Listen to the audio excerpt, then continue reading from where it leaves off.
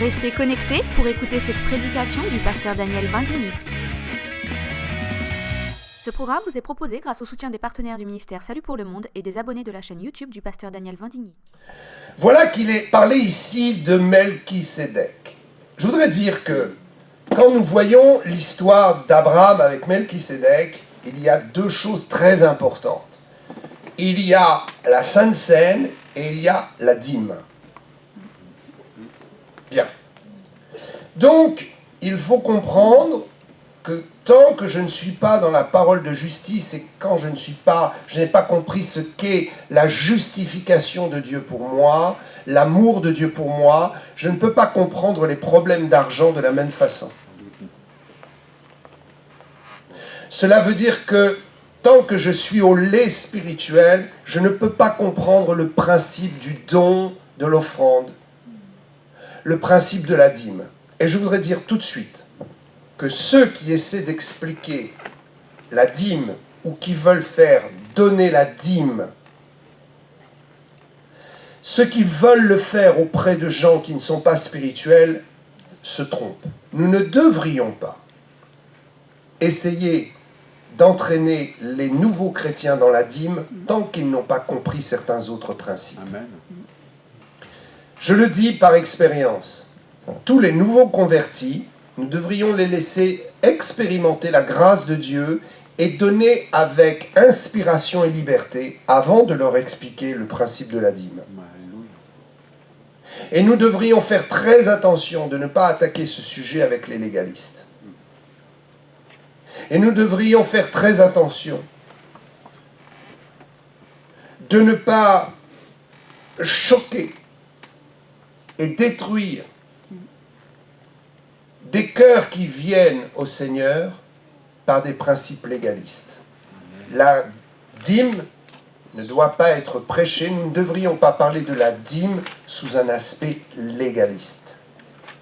Je voudrais vous donner quelques révélations à ce sujet. Alléluia. D'abord, il faut savoir que le texte que nous venons lire fait directement référence à Genèse 14, 18, 28. 14, 18, 28. Melchisédek, roi de Salem, fit apporter du pain et du vin. Il était sacrificateur du Dieu Très-Haut. Il bénit Abraham et dit « Béni soit Abraham par le Dieu Très-Haut, maître du ciel et de la terre. Béni soit le Dieu Très-Haut qui a livré tes ennemis entre tes mains. » Et alors, seulement et alors, lui donna la dîme de tout. Alléluia. Alléluia. Il faut être spirituel pour comprendre la dîme.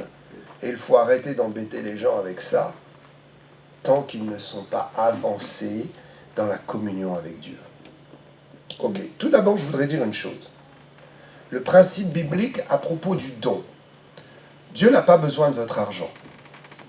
Mais il a rendu l'Église terrestre dépendante de la nécessité d'argent pour annoncer l'Évangile.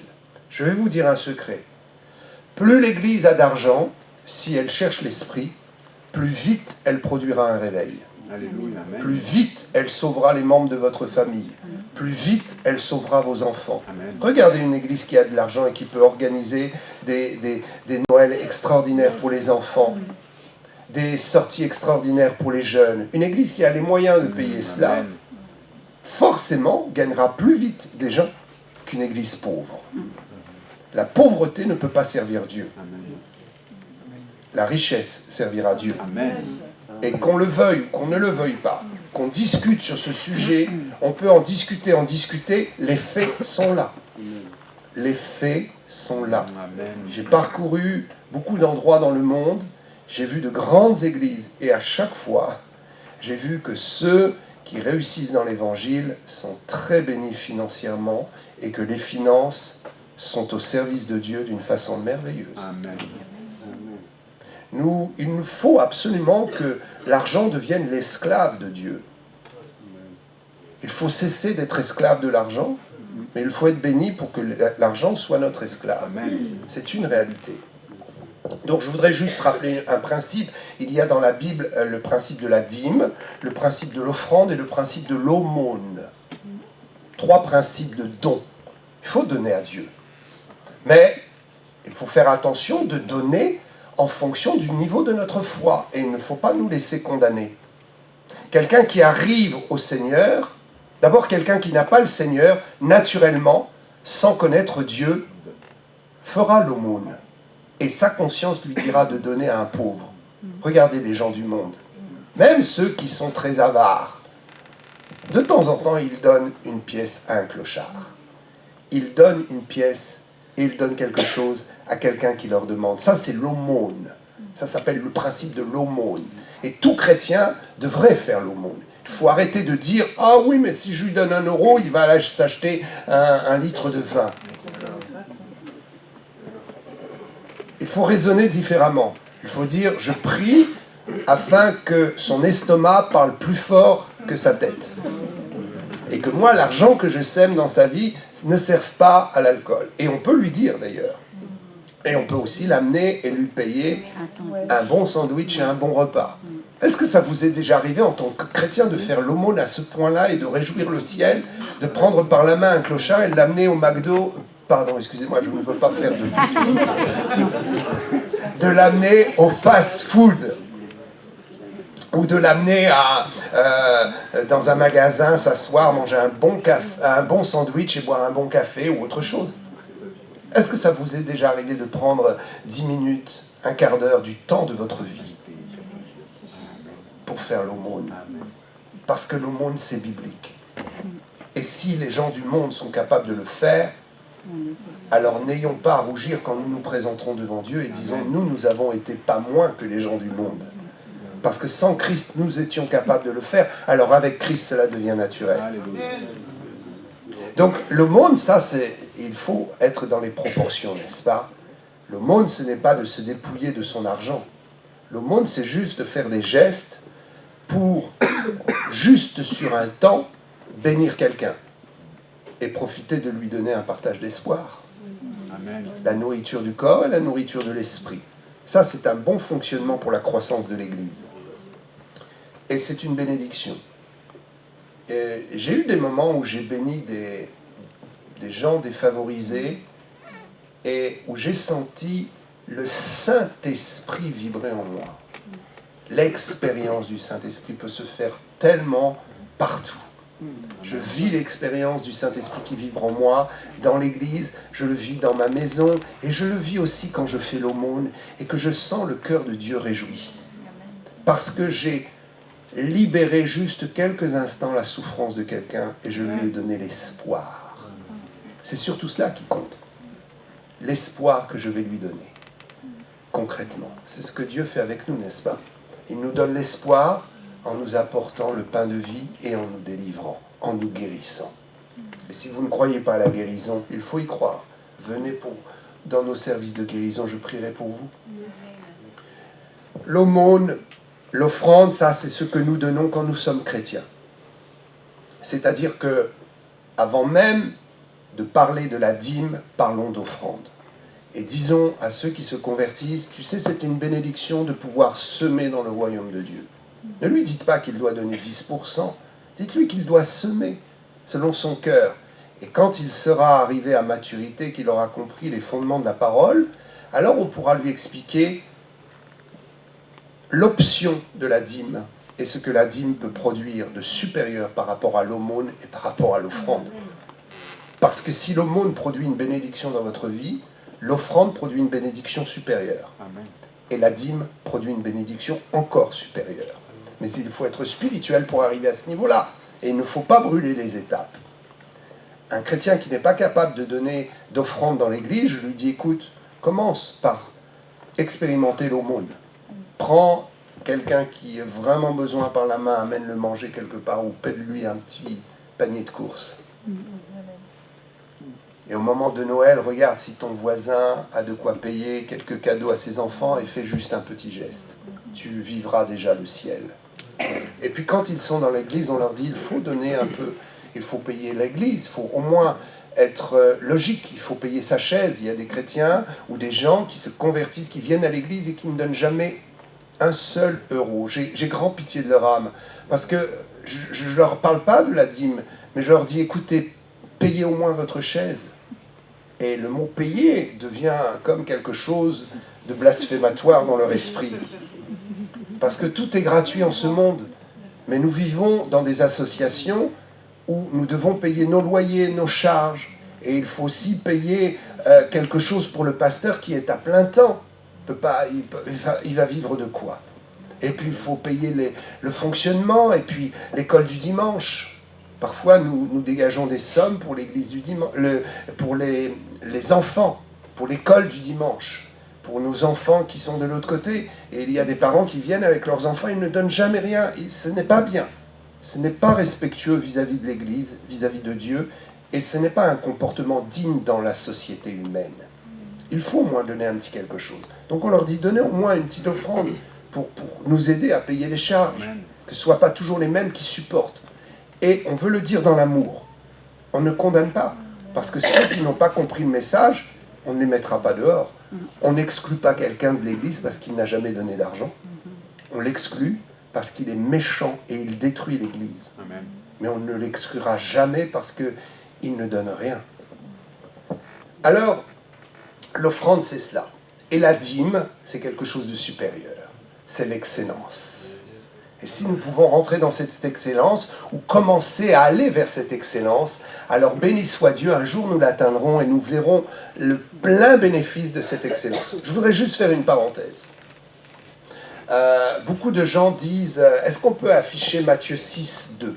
Beaucoup de gens disent, ah mais qu'est-ce que c'est maintenant ces histoires dans les églises, on peut faire prélèvement, on peut faire virement permanent, on peut faire carte bleue, il n'y a plus de discrétion. Ce n'est pas biblique, ça c'est les religieux. Jésus regardait ce qu'on mettait dans le panier. Et l'apôtre dit, apportez, mettez de côté, et je passerai moi tous les lundis prendre l'argent qui convient. Les hommes de Dieu sont obligés de savoir combien ils rentrent dans la caisse.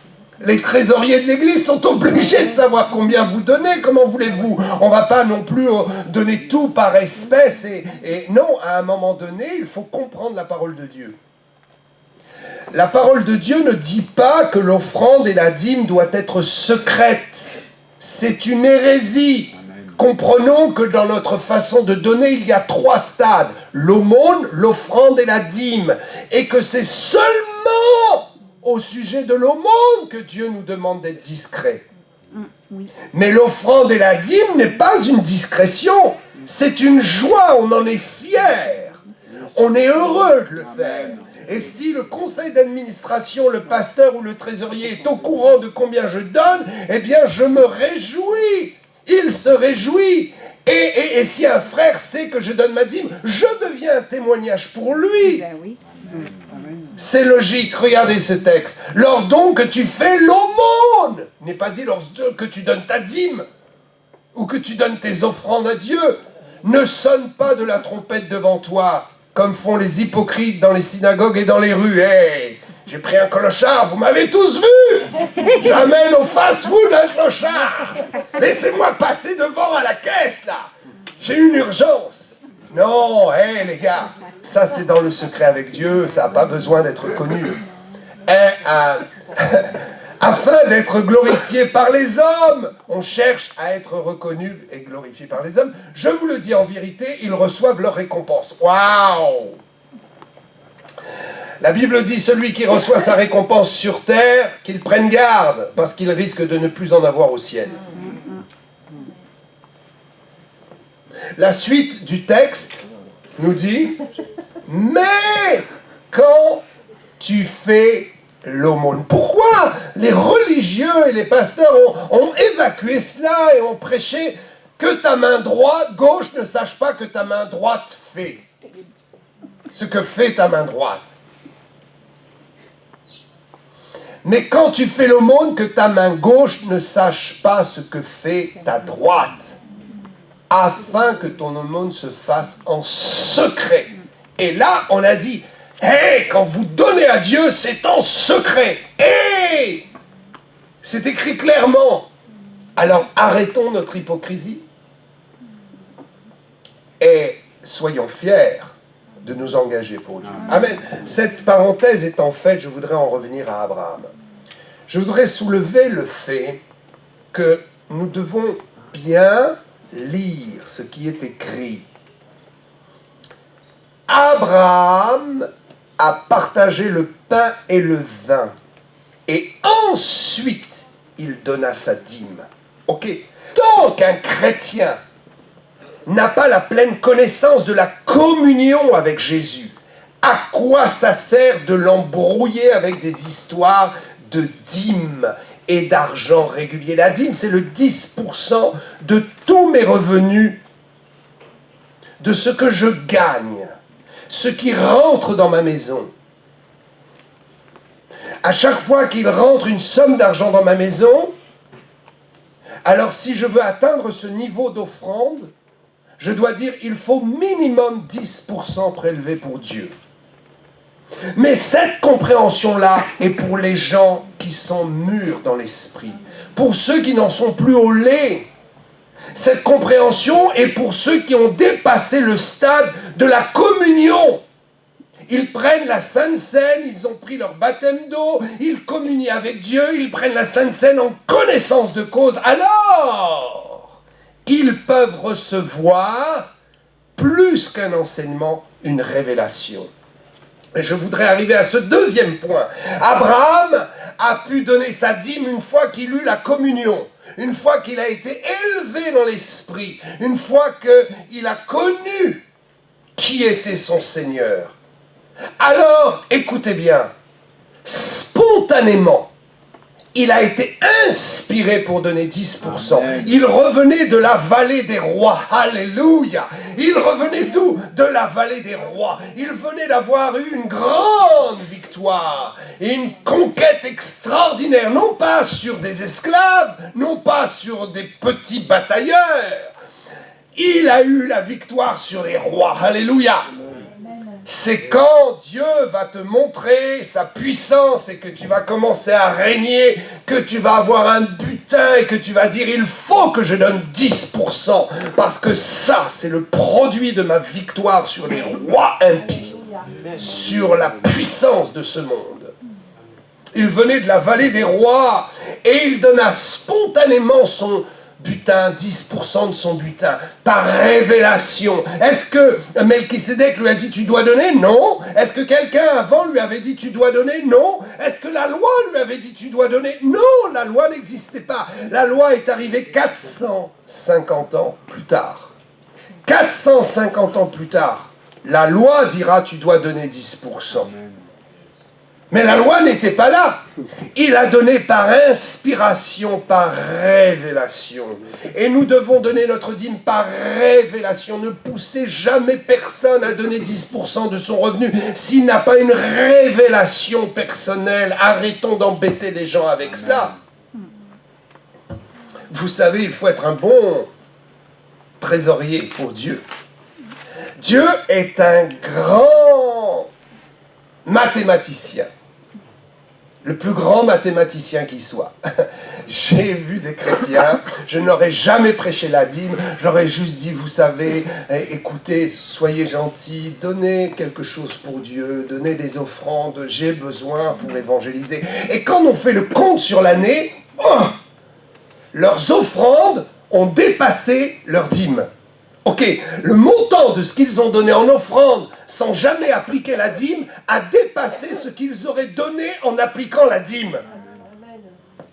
J'ai vu des gens donner spontanément 2-3 fois dans l'année, les montants qu'ils donnent sont supérieurs à la dîme régulière. Oh, il faut être un bon économe pour Dieu, et il faut être intelligent. Arrêtons d'embêter les gens avec ça. Laissons les gens dans l'inspiration de la grâce. Laissons les gens dans l'inspiration du feu de l'esprit. Quand l'onction est là, quand la communion est forte, spontanément nous avons envie de promouvoir l'œuvre de Dieu. Et nous ne voulons pas le faire par obligation et légalisme. Nous voulons le faire par joie profonde. La dîme a été ensuite légalisée. Mais j'ai une bonne nouvelle. Avant qu'elle soit légalisée, elle était dans un espace de grâce et d'inspiration. Amen, amen. Et comme Jésus est venu, la dîme doit retourner à l'inspiration, à la grâce. Alléluia. Amen. Vous savez, il y a des pasteurs qui diraient, peut-être ils vont dire, Daniel, c'est pas bien, tu nous casses le travail. Il y a des pasteurs qui n'ont plus d'onction. Que Dieu les bénisse, je ne les condamne pas.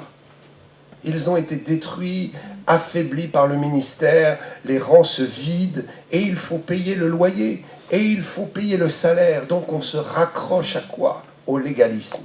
Donnez votre dîme, donnez votre... Parce qu'on sait que sans ça, et parfois même on dit, waouh, cette famille-là est partie ailleurs. Donc le souci n'est pas pourquoi elle est partie ailleurs, pourquoi peut-être ils sont partis vers quelque chose de mieux, vers de nouveaux horizons, de vertes prairies, et on devrait se réjouir, mais le pasteur ne peut pas se réjouir, parce que cette famille correspond à 3-4% des frais généraux de l'Église. Leur dîme correspond à une couverture parfois de 5 à 10 à 20% des frais généraux de l'Église. Alors ils vont prêcher la dîme et ils vont culpabiliser les gens.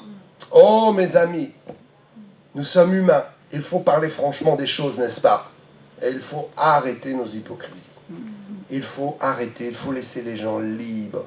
Et il faut se dire, Seigneur, si l'Église se vide, si je n'ai pas de succès, c'est sur mes genoux que je vais la remplir. Ce n'est pas en condamnant les gens, ce n'est pas en les interdisant d'aller ailleurs, ce n'est pas en leur disant si vous quittez l'Église ou le mouvement, vous allez perdre votre salut, vous savez.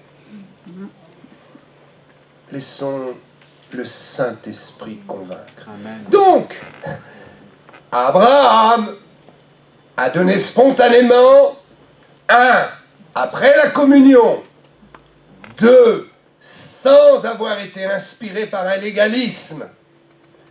3, parce qu'il avait un butin et une expérience profonde avec Dieu. Il donna 10% de ses revenus. Il donna selon l'ordre de Melchisédek et non selon l'ordre araonique ou lévitique. Ça veut dire qu'il donne dans une mentalité non pas de légalisme, non pas d'obligation et de contrainte, mais dans une mentalité d'amour. C'est l'amour qui doit nous motiver. Et tant que nous n'avons pas compris combien Dieu nous aimait, comment allons-nous l'aimer? C'est le niveau proportionnel de votre compréhension et de votre expérience de l'amour de Dieu pour vous provoquera votre niveau d'amour et de dévotion pour Dieu. Votre amour et votre dévotion pour Dieu sera proportionnel à la puissance d'expérience que vous faites avec l'amour de Dieu pour vous. Vous pourrez aimer les autres proportionnellement à votre découverte de l'amour de Dieu pour vous. Je vous dis, c'est une réalité. Alléluia. Je voudrais finir avec quelque chose de très important. Il y a beaucoup de choses à dire à propos de la dîme, mais bon, ceux qui veulent atteindre ce niveau-là et dire, ok, moi je voudrais donner régulièrement 10% de mes revenus et en plus faire des offrandes, je veux une régularité parce que je trouve que c'est bien et parce que j'ai entendu dire qu'il y a une réelle bénédiction. Alors je vais vous donner la clé centrale de la bénédiction de la dîme. Il faut être spirituel pour comprendre cela, n'est-ce pas? Est-ce qu'on peut afficher ma photo? Le mot dîme, si on le regarde d'une façon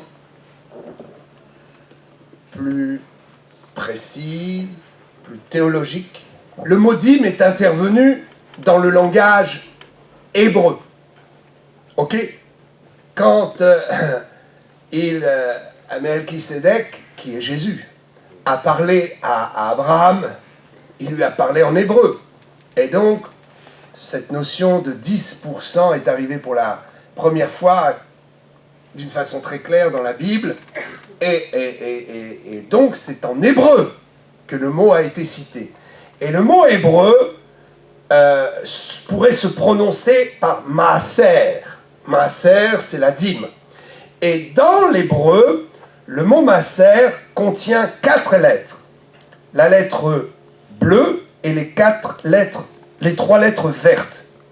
La lettre rouge, c'est autre chose, je vais vous expliquer. Donc, nous avons 4 lettres en hébreu qui désignent la dîme.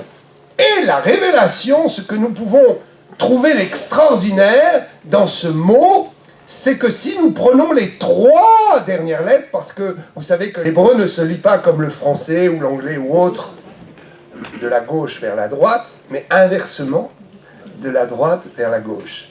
Donc, nous avons à droite cette lettre en bleu, et derrière nous avons les 3 autres lettres. Et ce qui est extraordinaire, c'est que si nous rajoutons juste un petit accent, nous trouvons le mot riche. Waouh!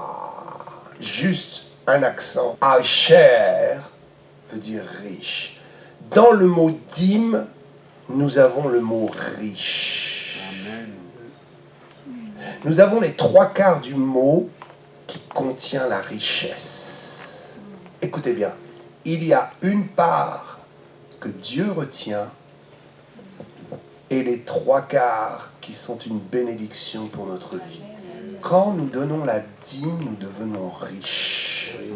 Quand nous avons compris spirituellement, quand nous donnons la dîme, non pas d'une façon légale, mais d'une façon spontanée par la révélation, nous entrons dans le domaine de la richesse de Dieu. Je donne à Dieu, ce n'est pas une soustraction, c'est une multiplication. Écoutez bien, je donne à Dieu, ce n'est même pas une addition, c'est plus qu'une addition, c'est une multiplication par 3. Alléluia. Et par 100, et par 1000. Alléluia. La richesse de Dieu le Père, la richesse de Dieu le Fils, la richesse de Dieu le Saint-Esprit. Ouais, par la puissance de Dieu. Alléluia.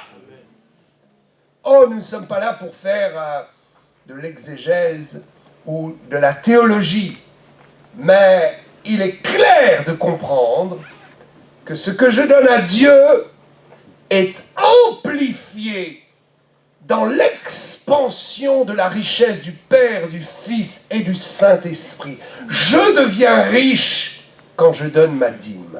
Alléluia. Waouh, que Dieu soit loué pour cela. Ne nous tourmentons pas et accédons progressivement à cette révélation. Et si vous ne pouvez pas donner votre dîme, commencez à donner quelque chose pour Dieu. Commencez à penser pourcentage, pour ensuite arriver à un pourcentage de 10%, et ensuite même à le dépasser, parce que votre richesse permettra de dépasser. Que Dieu soit loué pour cela. Que la bénédiction de Melchisedec soit avec nous, et que tout ce que nous puissions faire, nous le fassions dans la révélation de l'Esprit. Arrêtons de penser légalisme, obligation, mais voyons un Dieu qui nous regarde et qui nous dit « Waouh, je ne veux que ta bénédiction et ton bonheur, je veux que tu viennes vers moi par expérience. » Alléluia.